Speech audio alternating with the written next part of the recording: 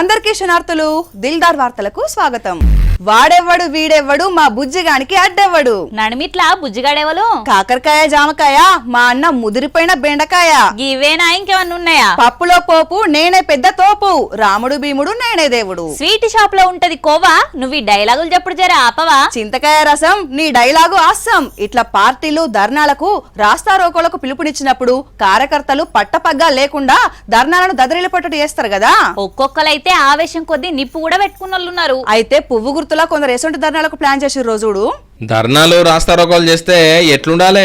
డ్యూటీలు ఉన్న పోలీసుల చెవులే కాదు, బెటాలియన్లు ఉన్న పోలీసుల చెవులు గిల్లు మనాలే. పెద్ద వ్యాన్లు వేసుకొని వచ్చి అనగబట్టుకొని లోపటేసుకొని పోవాలి కదా. కానీ కొందరు పువ్వు గుర్తు లీడర్లు ధర్నాలంటే అదేదో తమాషాకు వచ్చి చేస్తున్నారట. నువ్వు గిచ్చినట్టు చేయి, మేము మొత్తుకున్నట్టు చేస్తామని అంటున్నారట.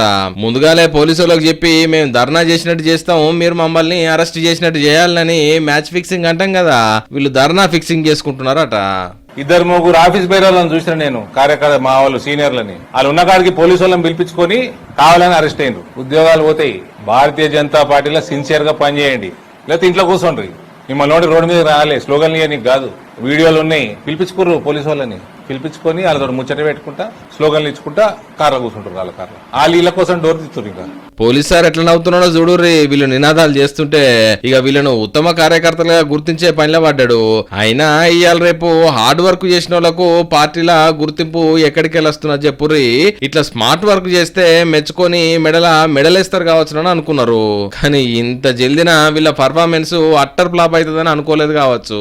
అవును బుజ్జమ్మ, ఇప్పటికే ఆర్టీసీ బస్సులలో సీట్లు దొరకక సిగలు పట్టుకుంటున్నామా లేదా? కాదని ఎవరన్నారు? నీ ఇంటికడ సగం ఆ కొట్లాటల్లో ఊసిపోయినాయి, తెలియదు ఆడియన్స్ కు. ఈ కాంపిటీషన్ ఇంకా గట్టిగా అవుతున్నది. ఎందుకు? మొగోళ్ళకు కూడా ఫ్రీ చేస్తామంటున్నారా ఏంది? మామూలు పబ్లిక్ కే సాల్తలేవనంటే ప్రజాప్రతినిధులు కూడా ఆర్టీసీలోనే ప్రయాణం చేస్తామంటున్నారు. శ్రేణియ రాదురా, అప్పుడన్నా మన బాధ అర్థమైంది. వాళ్ళకు వాళ్ళు వేస్తే వాళ్ళతో పాటు గన్మెన్లు అధికారులు ఒక్కొక్కరి కోసం 10 మంది ఎక్కుతారు. మరి మన సంగతి ఏంది? అయినా వాళ్ళకు ఆర్టీసీ ప్రయాణం ఎందుకు చేయాలనిపిస్తుందట?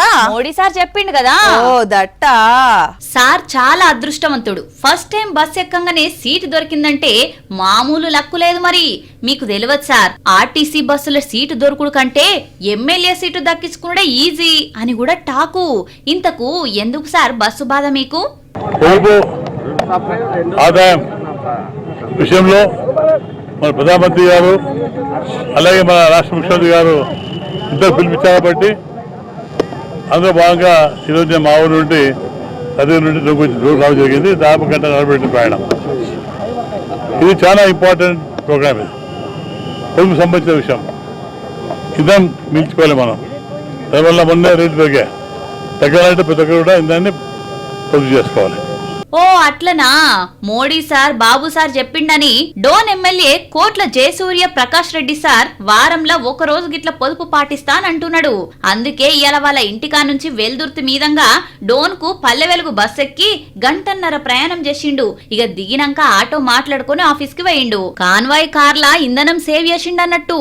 అందరు కూడా గిట్లనే పాటిస్తే పెట్రోల్ ఆదా చేసుకోవచ్చు అని చెప్తున్నాడు. పెరిగిన పెట్రోల్ ధరలకు జనం పరిస్థితి బస్సుల తిరుగుడా అయితే ఎంత పాపం అయిపోయే. ఎవరెవరికో కలిసి వస్తుంది కానీ నాకు ఒక్క పైసా కలిసి రాదాయే. ఈ చేత ఆ చేత సంపాదిస్తూనే ఉంటివి, మళ్ళా మంది మీద ఏడ్చుడెందుకు? సర్కార్ పింఛన్లు పథకాలు వస్తుంటే నీకేడేర్పడుతుంది. నా బాధ ఎట్లా అర్థమైంది నీకు? అవును, మొన్ననే సర్కార్ ఇచ్చిన పింఛన్ తోటే అపార్ట్మెంట్ కట్టి పాలు కూడా వంగిచ్చిన. ఏమో అన్ని మాకు చెప్పేస్తావా ఏంది? ఎంత ఎన్కేసినవో. గాలికి పోయే కంపను కొంగుకు దాకించుకున్నట్టే అయింది. చూడు గీ అన్నకు అదృష్టం ఎట్లా పట్టుకున్నదో. ఎవరన్నా బాగుపడితే కళ్ళల్లో నిప్పులు పోసుకుంటది. 30 కిలోల షేప్ అంటే నెల రోజులు గుమ్మేదాన్ని. అబ్బో ఎవరికో దిష్టి పెడతాంది. నా ఏం దిష్టి కళ్ళు కావు, చేపల్ని చూస్తే లాలాజలం దానంతో అదే వస్తుంది. అంతగానం నీ కూరీలో వచ్చే చేప ఏదబ్బా? పంట వండింది పోక వేటకు పోతే వాటమైన చేపనే పడ్డది. 1 కాదు 2 కాదు 37 కిలోలుంది. ఏలూరు జిల్లా కొంగువారిగూడెం ఎర్ర కాలువలా వలలేక షాన్నొద్దులాయే. 6 నెలల తర్వాత మొన్న 5-6 రోజు వలిసిరితే ఒక్కొక్క చేప ఇంతింత పెరిగినాయి. 6 నెలల మందం అధిక లాభాలే వచ్చినాయి అనుకో రాదుర్రి.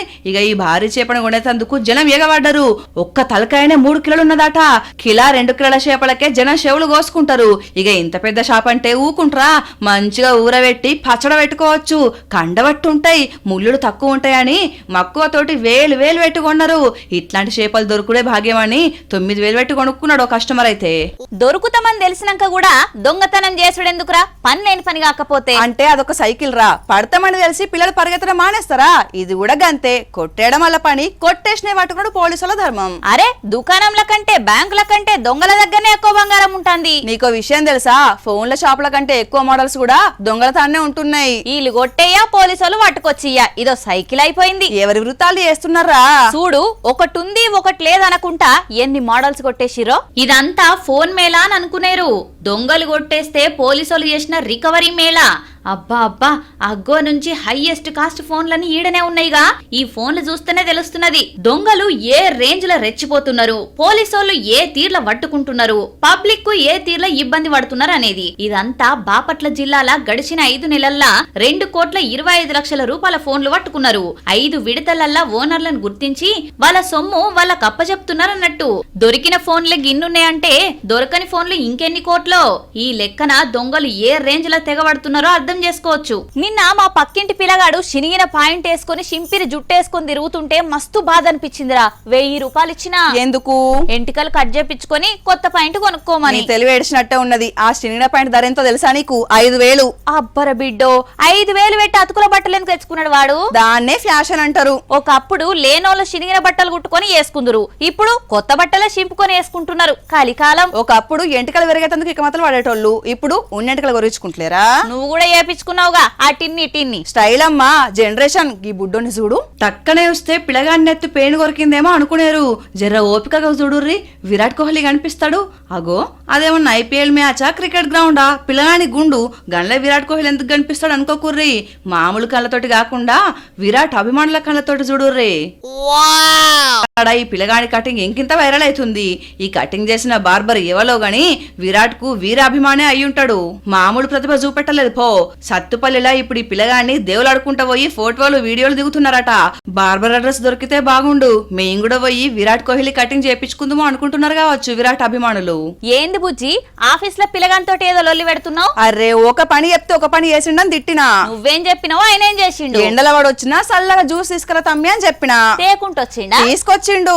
మరి అయిపోయి మళ్ళీ ఎందుకు తిడతాను? చల్లటి జ్యూస్ తెమ్మంటే వేడి జ్యూస్ తీసుకొచ్చిండ్రా. నీ ముఖం ఎర్రటి ఎండలా పిల్లగాన్ని జ్యూస్ తెమ్మంటే ఆఫీస్ కి తెచ్చేసరికి ఐస్ కూడా కరిగిపోయి జ్యూస్ ఎసరు మసిలినట్టే మసిలింది. గన్ల తప్పేముంది? అయ్యో, మరి నాకు ఆ విషయం చెప్పాలి కదా. నువ్వు చెప్పనియాలి కదా, రేడియో లెక్క నీ సోది నీదో గాని ఎదుటోళ్ళు చెప్పేది ఏడింటవిగా. దీన్ని బట్టి మీకేం అర్థమైంది? ఎండలు దంచుతున్నాయి, జర పైలంగుండుర్రి. వానదేవుని వాల్యూ ఏందో ఇప్పుడు బాగా తెలుస్తుంది.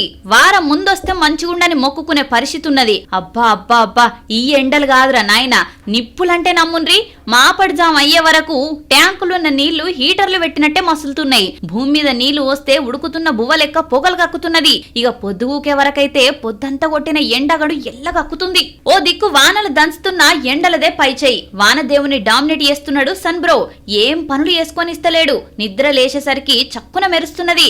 మళ్ళా 6-7 కొట్టేదాకా అదే ఆగడు. ఈ ఎండాకాలం వెళ్లేదాకా ఏదైనా గ్రహానికి వెళ్ళిపోతే మంచిగుండు అనిపిస్తున్నది. ఇవల్ల ఇయాల్టి దిల్దార్ వార్తలు. మళ్ళొచ్చే దిల్దార్ వార్తలల్లా మళ్ళా కలుద్దాం. అంతవరకు చూస్తూనే ఉండండి వనితా టీవీ. నమస్తే.